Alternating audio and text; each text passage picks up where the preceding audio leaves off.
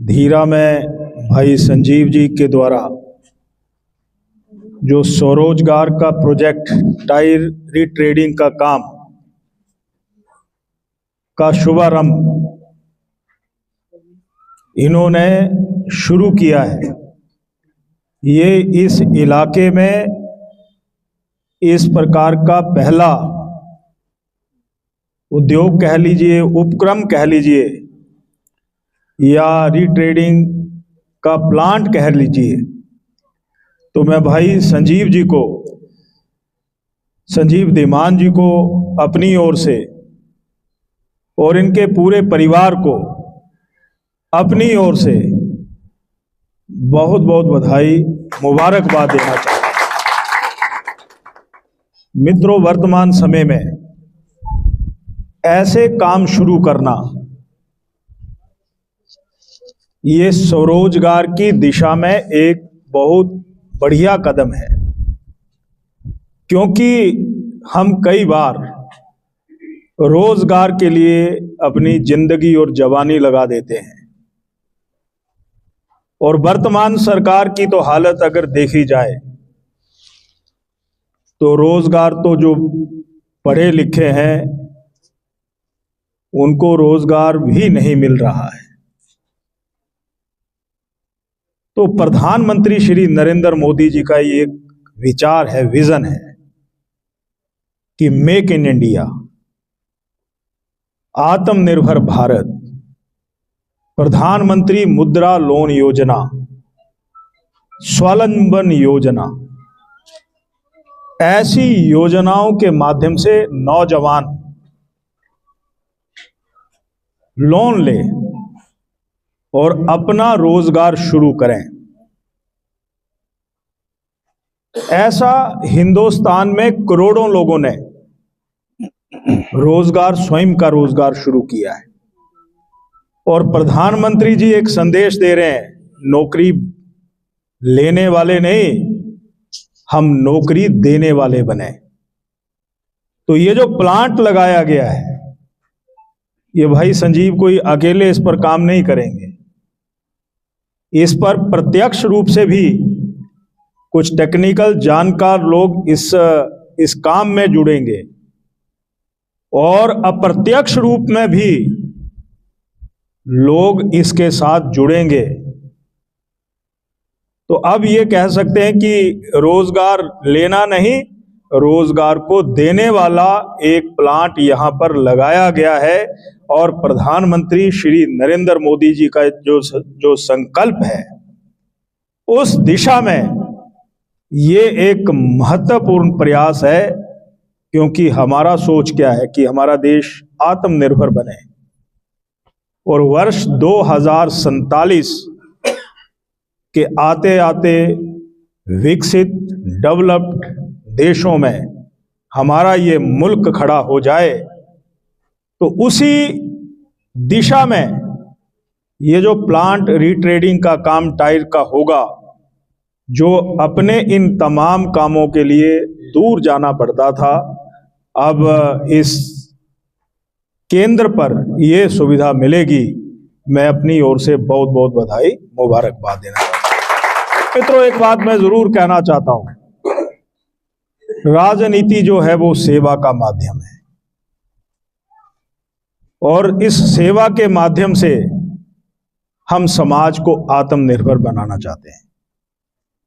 चाहे वो किसान है, चाहे वो बागवान है, चाहे वो नौजवान है, चाहे वो महिलाएं हैं। और अगर 11 सालों का लेखा जोखा लिया जाए तो अनगिनत योजनाएं, उन योजनाओं की दस्तक आपके दरवाजे और घर तक पहुंची है। वो आत्मनिर्भर भारत की किरणें आपके आंगन में भी पहुंची हैं। वो अनगिनत योजनाएं हैं। उन योजनाओं में अगर किसान की खुशहाली की अगर बात की जाए तो प्रधानमंत्री किसान सम्मान निधि 6,000 रुपया, इस देश के लोगों की जेबें हल्की ना हो। जब मैं स्वास्थ्य मंत्री था तो हमने हिम केयर कार्ड योजना शुरू की थी। हमने गंभीर बीमारियों के लिए सहारा योजना शुरू की थी। ओपन हार्ट सर्जरी बहुत महंगी सर्जरी है, उसके लिए मैंने स्वयं मुख्यमंत्री स्वास्थ्य सहायता कोष शुरू की थी। प्राकृतिक आपदा के समय 93,000 मकान प्रधानमंत्री जी ने दिए, अब और लौट आ चुका है। उज्ज्वला योजना और गृहिणी सुविधा योजना में हिमाचल प्रदेश की बहनों को निःशुल्क जो है वो गैस के कनेक्शन दिए गए थे। स्वच्छता अभियान में 14 करोड़ शौचालय बनाए गए थे। यानी कोरोना में जब जिंदगी मृत्यु को गले लगा रही थी, भाई भाई से और बच्चे और पिता से डर रहा था, समाज डर रहा था, अगर इस दुनिया में श्रेष्ठ काम किसी ने किया, विकसित देशों को पीछे छोड़ करके भारत ने वैक्सीन कोरोना की बनाई। यानी मेरे देश के लोग जिंदगी से हाथ ना धो डालें, मुफ्त जो है वैक्सीनेशन इंजेक्शन का काम किया गया। 100 करोड़ से ज्यादा निःशुल्क इंजेक्शन लगाए गए और 50 देशों को निःशुल्क जो है वो इंजेक्शन भेजे गए। वसुदेव कुटुंबकम, मेरा अपना ही परिवार नहीं, सर्वे भवन्तु सुखिनः सर्वे सन्तु निरामया, सभी सुखी रहें। मैं नहीं, मेरा परिवार नहीं, ये पूरा वसुदेव कुटुंबकम पूरा परिवार है, वो सुखी रहे। ये प्रधानमंत्री जी ने देश और दुनिया को बता दिया कि हिंदुस्तान अब मजबूत हो चुका है। तभी तो हम कह रहे हैं कि जिस हिंदुस्तान को दुनिया देखती थी कि कमजोर है, वो सिंदूर ऑपरेशन में पूरी दुनिया को ये बता दिया कि अब ये जंग जो है धरातल से चल करके नहीं, हिंदुस्तान की वायु सेना हो, जल सेना हो, थल सेना हो, पाकिस्तानियों के अड्डों को उजाड़ने के बाद दुनिया को यह महसूस होने लगा कि अब हिंदुस्तान मजबूत हो चुका है। इसीलिए हम राजनीति में आए हैं। आपके राय दी कुल चलनी चाहिए, आपका ये मिनी सचिवालय समय पर तैयार होना चाहिए था, आपका ये सिविल हॉस्पिटल बन करके लोकार्पित हो जाना चाहिए था। लंबी दूरियों की बसें जो चलाई थी वो जनहित में चलाई गई थी। सामाजिक पेंशनें हमने लगाई थी। ये मजबूत हिंदुस्तान की दिशा में योजनाएं बनाई गई थी। हर किसी की भूख एक जैसे नहीं हो सकती कि मुझे क्या मिला, समाज को क्या मिला। जो पंक्ति में सबसे पीछे है उसके लिए सरकारें क्या कर रही हैं, उसके लिए अगर देश में अगर श्रेष्ठ काम किसी ने किया है, यानी सेवा के रूप में राजनीति में अगर काम कोई कर रहे हैं तो वो भाजपा, भारतीय जनता पार्टी और श्री नरेंद्र मोदी जी की अगुवाई में सारा काम होता है। और मित्रों, बिहार ने भी करके दिखा दिया। आरजेडी जो है वो 50 तक आ गई और कांग्रेस तो बोलेरो में ही फिट हो गई वहां। और बोलेरो से नीचे भी एक गाड़ी होती है हिमाचल में, 27 में ये फिट हो जाएगी, जिसमें 5 ही लोग बैठते हैं।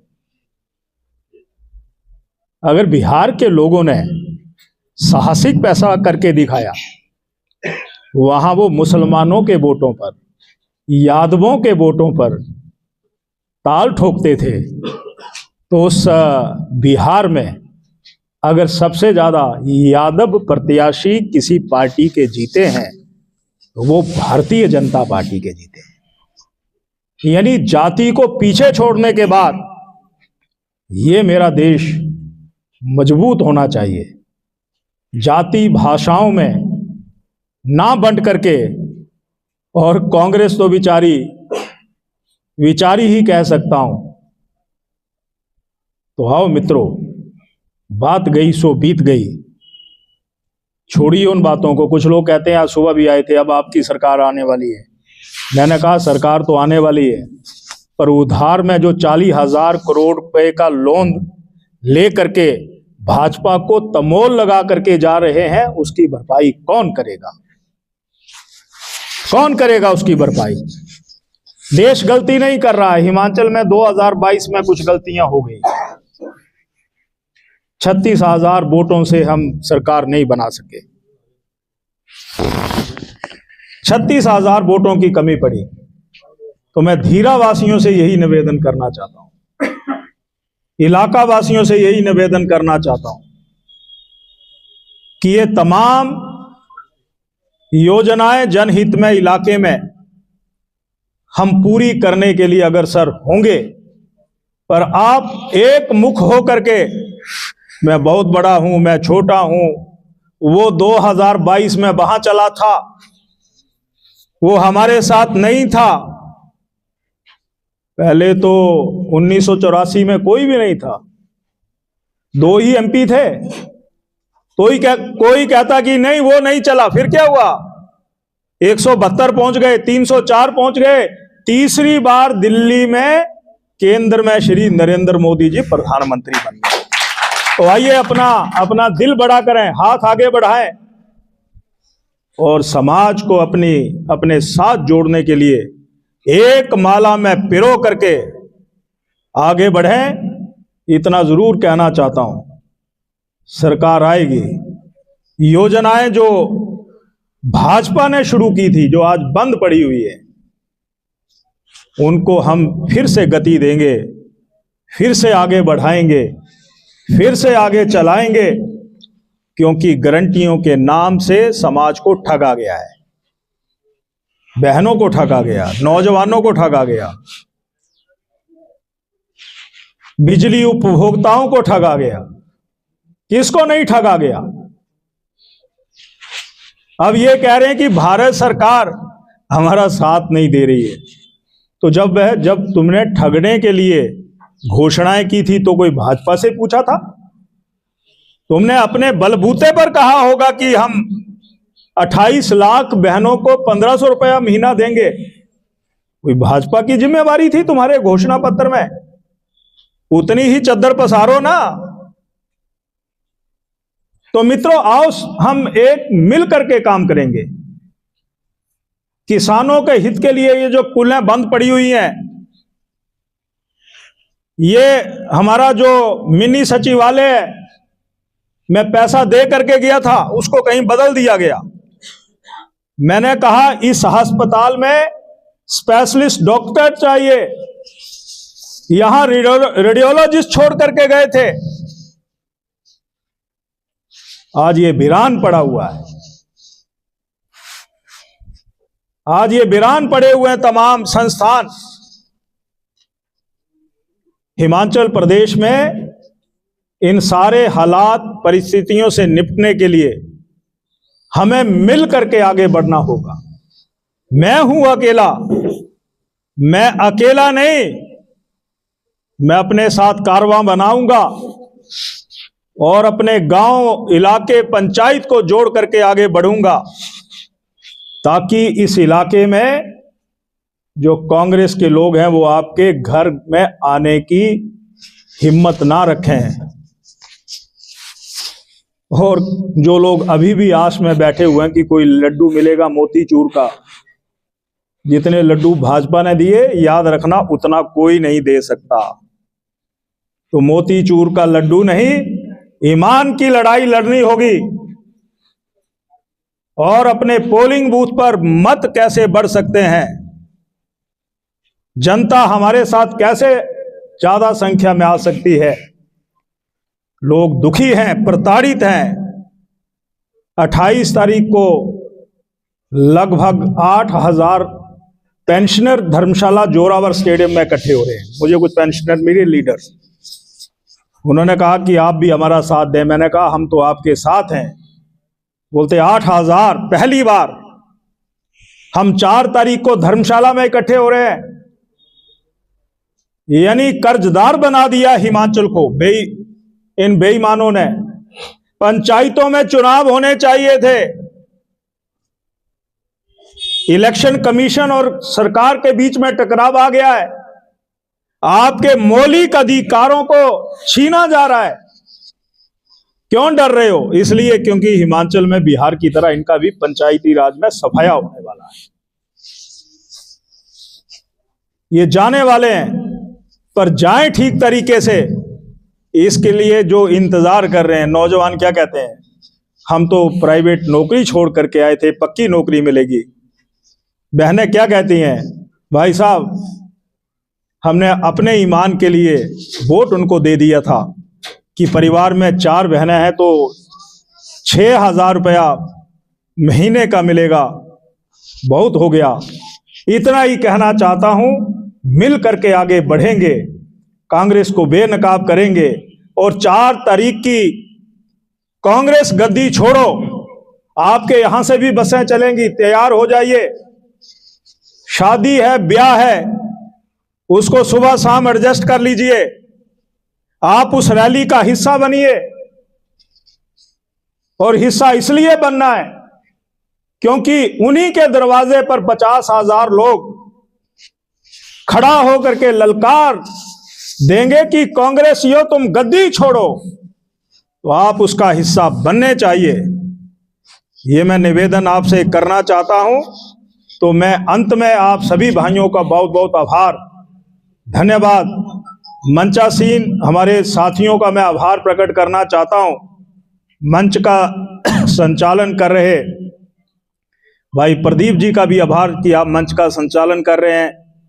हमारे भाई हरिदत्त जी, हमारे कैप्टन साहब, भाई सुलक्षण जी, हमारे कर्मचारी नेता रहे बीएमएस के स्टेट प्रेसिडेंट जसमेर राणा जी और कैप्टन कपूर साहब, और भी तमाम साथी, किसी का नाम छूट गया होगा तो क्षमा करना। हमारे लिए सभी प्रिय है, प्रिय नहीं अति प्रिय है। और अब ये जंग शुरू हो चुका है।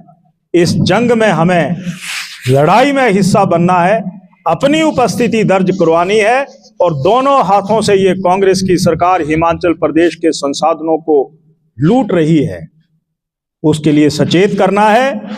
और जो कुल्हें बंद पड़ी हुई हैं, बरसात में जिन परिवारों के डंगे ढह गए, जहां पर रास्तों का निर्माण होना था, 1500 करोड़ भारत सरकार ने दिया, प्रधानमंत्री जी ने दिया। 23-24 में 5500 करोड़ दिया। हम हिसाब मांग रहे हैं कि हिसाब दो, ताकि हम हिमाचल प्रदेश के बाढ़ पीड़ित परिवारों को हम सहायता कर सकें। वो पैसा नहीं, सारे का सारा खजाना खाली पड़ा हुआ है, यानी मित्रों के बीच में वो पैसा बांटा जा रहा है। तो आइए, ये हिमाचल प्रदेश, खुशहाल हिमाचल प्रदेश, जिनको थाली में हिमाचलियों ने सत्ता दे दी, ये हिमाचल कांग्रेस का नहीं पूरे समाज का है। क्योंकि सरकार बनाने वाली जनता होती है, तो जनता खड़ी होकर के मिल करके आगे बढ़े, यही मैं आपसे निवेदन करना चाहता हूं। एक बार पुनः भाई संजीव जी को, आपने बहुत अच्छा एक प्रोजेक्ट शुरू किया है और मैं नौजवानों को भी कहना चाहता हूं, दूर जाकर के नौकरी की तलाश में जवानी को बर्बाद मत कीजिए, बहुत हो गया। Make in India, stand up India और फ्यूचर इंडिया, प्रधानमंत्री मुद्रा लोन योजना, स्वावलंबन योजना, मन में इच्छा हो तो गिरा हुआ व्यक्ति भी खड़ा हो जाता है। तो उस नौकरी के लिए भी प्रतिबंध लगा दिया है। कोई कहे मैं बहुत पढ़ा लिखा हूं, पहले तो नौकरियां नहीं निकल रही हैं, और निकल रही हैं तो जॉब ट्रेनी की 2 साल की ट्रेनिंग लेनी पड़ेगी। पढ़े लिखे होंगे, पढ़े लिखों के माता पिता भी होंगे, पहले 2 साल की जॉब ट्रेनिंग करिए, उसके बाद टेस्ट दीजिए, पास होंगे तो आपको नौकरी मिलेगी। यानी नौजवानों की योग्यता के साथ भी धोखा हो रहा है। और कहा था 1 साल में 1 लाख नौकरियां। मैंने विधानसभा में पूछा, 15 अगस्त को मैंने कहा कितनी नौकरियां दी गई 1 साल में, कहा 24,000। 1 साल पहले पूछा था, कहा था 34,000। मैंने कहा ये 10,000 नौकरियां कहां गई? जो लगाए थे वो आज सड़कों के ऊपर है। अब आंखें बंद नहीं रखनी है, खोल करके चलिए भाजपा के साथ। इसमें देश भी बचेगा, इलाका भी बचेगा, खुशहाली भी आएगी। और जो कहीं दूर बैठ कर के अभी इंतजार कर रहे हैं उनको भी समझाइए, हिमाचल को बेचने मत दीजिए। ये हिमाचल हमारा है, ये Himachal doctor Y S Parmar ने बनाया है, ये हिमाचल श्री रामलाल ठाकुर जी ने बनाया है, ये हिमाचल शांता कुमार जी ने बनाया है, श्री वीरभद्र सिंह जी ने बनाया, श्री जयराम ठाकुर जी ने बनाया।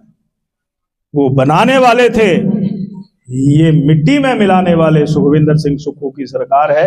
आओ, ये लोकतंत्र में शक्ति सबसे बड़ी है, पर मिल करके एक मुखी हो करके हम आगे बढ़ेंगे। इन्हीं शब्दों के साथ सुबह सुबह आपके दरबार में मैं आया हूं, तो आपका बहुत अच्छा लगा।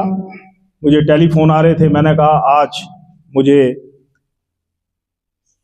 दुबई में एक हिमाचल प्रदेश का नौजवान नगरोटा का फ्लाइंग करते हुए चेतक वो तेजस उड़ाते थे, दुर्घटनाग्रस्त में उनकी मृत्यु हो गई। मैं भाजपा की ओर से श्रद्धांजलि देने के लिए अभी नगरोटा जा रहा हूं, तो हम उनके दर्शन करेंगे, शोक संतप्त परिवारों से हम मिलेंगे। और आज उनका परिवार तो दुखी है ही है, परंतु पूरा राष्ट्र दुखी है कि एक नौजवान हवाई जहाज या उस विमान को उड़ाने वाला जो पायलट है वो दुर्घटनाग्रस्त हो करके प्रभु के चरणों में चले गए। तो इसलिए मैं समय पर आया, फिर भी सारे साथी यहाँ पर आए, आपसे मिलना जुलना हुआ। बहुत बहुत आभार, धन्यवाद, शुक्रिया। इसी सिलसिले में देख रहे हैं धीरा दर्शन 24/7 देवभूमि हिमाचल की ओर से, और मैं आपका अपना सोशल मीडिया सेवक फौजी दोस्त कैप्टन सेवानिवृत्त अशोक कुमार सनातनी। ऐसी क्लिप देखने के लिए मेरे साथ बने रहे। जय हिंद, वंदे मातरम, जय हिंद, थैंक यू। वीडियो देखने के लिए आपका बहुत बहुत शुक्रिया, आभार। लाइक करें, कमेंट करें और शेयर करना कभी ना भूलें। धन्यवाद।